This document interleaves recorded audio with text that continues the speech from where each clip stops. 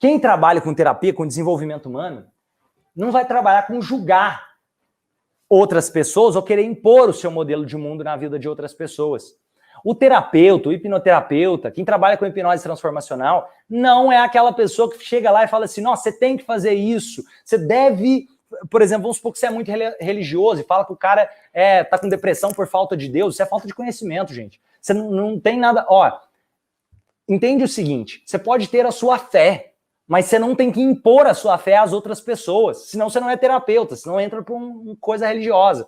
E, da mesma forma, um cara que é ateu não vai chegar ali para fazer o atendimento e ficar falando para o outro que acredita em Deus, coisas sobre Deus que são ruins. Só vai afastar essas pessoas.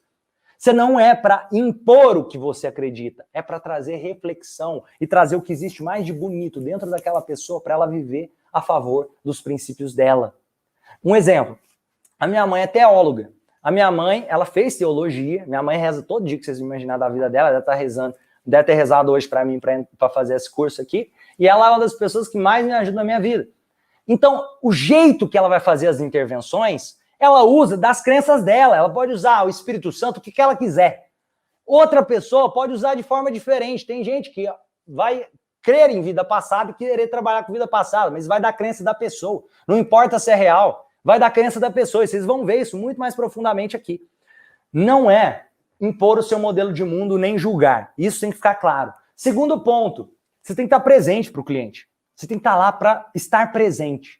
Se você chega e fica lá, nossa senhora, não, é estar presente para o cliente, mexer no celular, na hora que você está fazendo um atendimento, é estar conectado com ele de verdade. Outro, confidencialidade terapêutica. Você não pode ficar falando o nome das pessoas que você fez intervenções. Você pode citar exemplos, como eu fiz aqui, daquela pessoa que chegou em casa e pegou o marido na cama com outra mulher, sendo ainda a melhor amiga dela. Eu posso citar esse exemplo, mas você nunca vai saber quem é. Tem milhares de pessoas.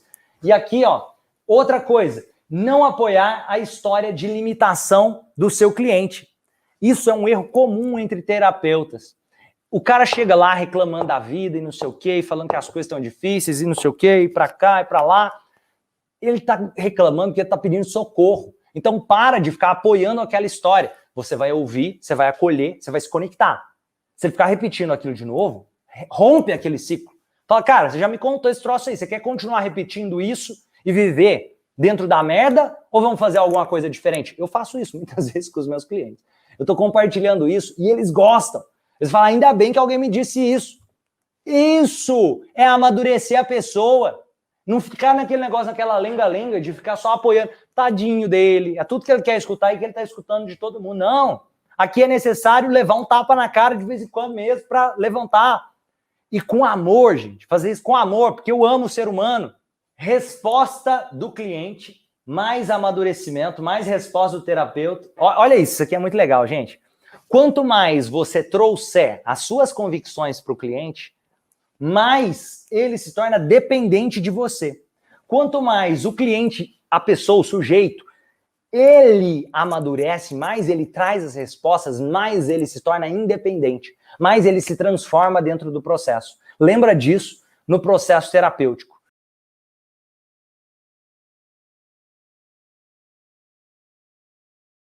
Quanto que é geralmente um processo terapêutico? Quando você vai fazer um processo terapêutico? Ele pode ser semanal, quinzenal, mensal. Você pode fazer terapia uma vez por mês, uma vez a cada 15 dias, uma vez por semana, ou até mais se quiser.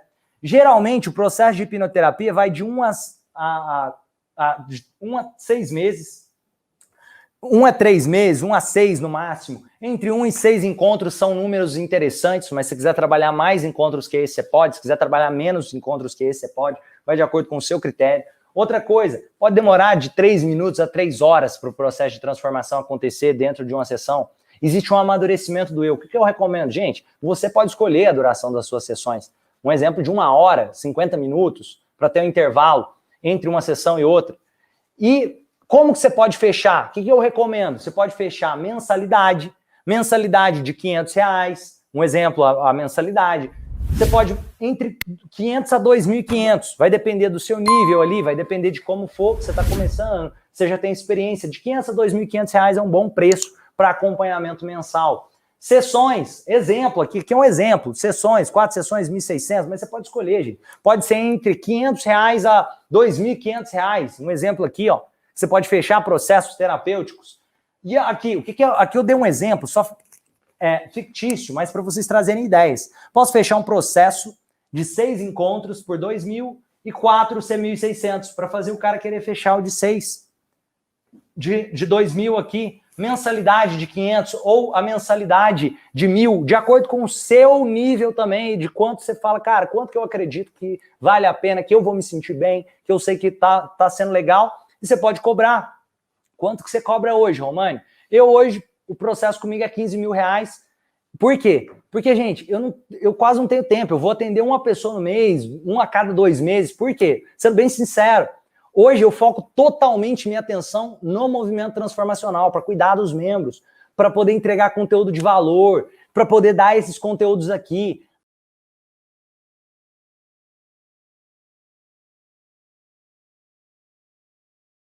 E aqui, ó, onde usar a hipnose transformacional? Onde usar a hipnose transformacional? Você pode usar a hipnose transformacional para tratamento de medo, vícios, analgesia, anestesia, depressão, ansiedade, controle de peso, melhoria do sistema imunológico, gagueira, insônia, procrastinação. Aqui outros exemplos, você pode fazer entretenimento para autoestima, alta performance, timidez, roer unhas, lidar com perda de entes queridos, controle de dor, melhorar a cicatrização, aceleração de metas de aprendizagem e vários contextos. Eu vou fazer o desenho aqui do ciclo da hipnose transformacional, vou até deixar atrás de mim para vocês verem ele aqui.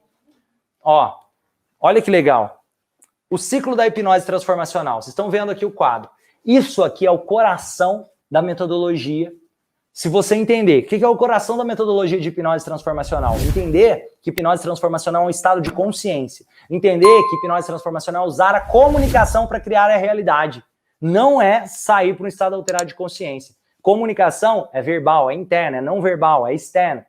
E entender ressignificação e clareza. Beleza? Ó, eu vou desenhar esse ciclo, ele está aqui atrás. Aqui no meio dele tem um estado de hipnose que a pessoa vive no conceito da hipnose transformacional. Aqui no meio está o estado de hipnose transformacional que a pessoa vive.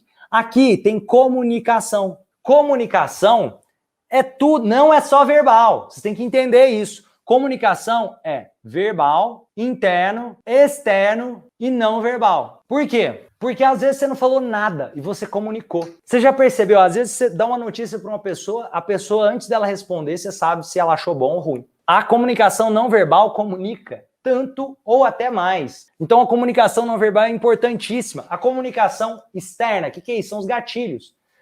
Imagina que tem uma pessoa que está querendo parar de comer sorvete, mas tem um pote de sorvete na geladeira dele. Isso é uma comunicação externa, dizendo para ele, vem cá me comer. Então, se ele quer, o que ele pode fazer em relação à comunicação externa? Ele pode não comprar sorvete da próxima vez. São estratégias de comunicação externa. Comunicação interna, os pensamentos que tem. E isso gera aqui um estado. Então, ó, toda comunicação gera um estado. Presta atenção nisso daqui que vocês vão alcançando a maestria no desenvolvimento humano. Sem misticismo, com amadurecimento, com autoconhecimento.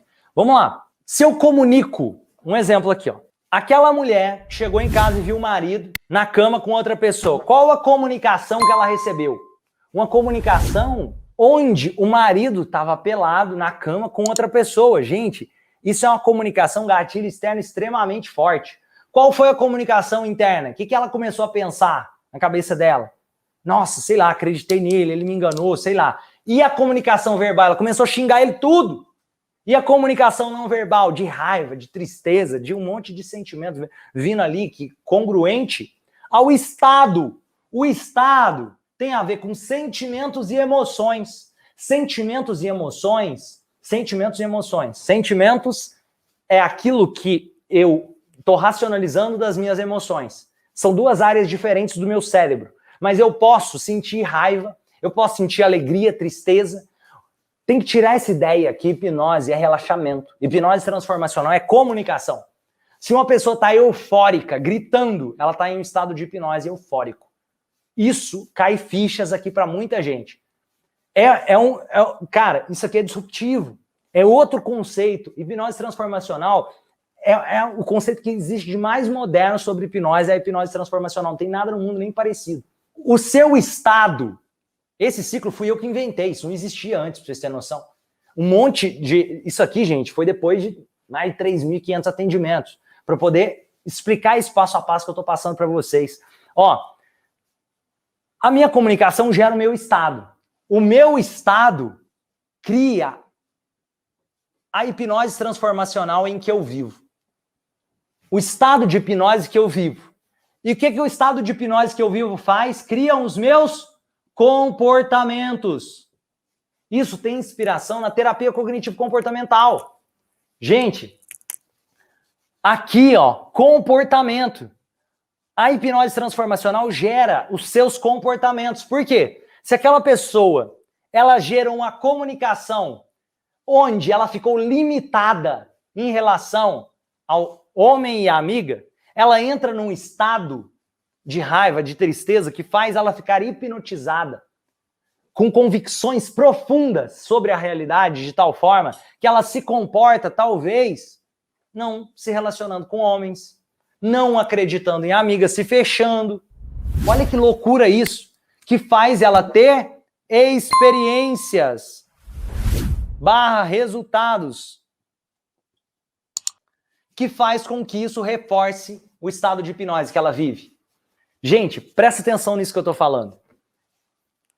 Ela teve um comportamento, ela gritou lá com o marido, fez um monte de coisa, ela teve uma experiência de agora ela ver uma cena desagradável que ela não queria e reforça a hipnose transformacional que ela vive. Sabe o que ela faz? Ela começa a deletar do mundo qualquer pessoa que seja um homem bom, a deletar a oportunidade de ter boas amigas, a negligenciar, falar que isso não existe, a generalizar e acreditar que todo homem é igual, porque ela teve uma experiência que está aqui nas crenças dela, que intercede, porque tem homem que não presta no mundo, mas do mesmo jeito tem homem que presta, tem homens maravilhosos, tem mulheres que não prestam no mundo, mas tem mulheres maravilhosas. A Lorena é uma delas, é minha parceira de vida. Eu estou dando esses exemplos aqui, isso vale para outras questões. Romani, como que eu vou tratar alguém que tem medo de falar em público? O mesmo exemplo. Como ele se comunica? Gente, ele se comunica internamente, ele vai ser exposto para falar em público. Ele olha para dentro de si e fala, cara, eu não vou dar conta. Aí ele fala com a voz trêmula. Aí a comunicação não verbal se fecha. Aí os gatilhos externos parecem monstros para ele. E o estado que ele entra? Um estado de impotência, insegurança, a visão de mundo, a hipnose transformacional que ele vive, gera comportamentos que ele evita situações como essa e faz ele ter experiências, fazendo esse loop se fechar. E faz o loop se fechar. E por que tem tantos terapeutas que ficam limitados? Porque tem terapeutas que chegam aqui e vão trabalhar só a comunicação interna, faz só uma visualização com o cara, é poderoso? É. Mas aí eu trabalhei uma visualização com ele, eu não trabalhei de forma tão efetiva ou a mudança de estado ou a mudança de comportamento, ou as experiências, porque eu preciso validar com experiência, eu tenho que expor, eu tenho que dessensibilizar aquele processo, aquelas cenas, aquilo que aconteceu na vida da pessoa. Porque se eu não dessensibilizar, ele não tem aquela convicção forte para ser fortalecida no estado de hipnose dele de novo. Então, imagina isso. Eu ajudei uma pessoa a se sentir mais confiante para dirigir. O que eu tenho que fazer? Eu tenho que fazer ela dirigir essa semana, se possível. Porque as experiências hipnotizam ela. Da mesma forma que você pode fazer uma sessão maravilhosa de hipnoterapia, e aí o cara chega na segunda-feira, no dia seguinte, e aí ele encontra com os... por exemplo, eu fiz isso, vou dar um exemplo que aconteceu comigo. O cara chegou, fez uma sessão muito legal, e o desafio dele era falar num amigo oculto. Ele tinha fobia social, extremamente travado, e ele estava super animado para falar no amigo oculto. Mas sabe o que aconteceu no momento do amigo oculto? A mãe dele entrou na frente e falou, ó, meu filho não pode falar porque ele tem dificuldade para se expressar, deixa que eu falo por ele. A mãe dele acabou de hipnotizar ele de novo, colocando ele na situação de incapacidade, de impotência. A mãe fez isso com ele, com a melhor das intenções do mundo. Hipnose está acontecendo todo o tempo. Tenha você consciência disso ou não. Tenha você consciência disso ou não. O que você vai aprender aqui é como conduzir isso de maneira consciente, é ganhar consciência. Não é perder consciência, não.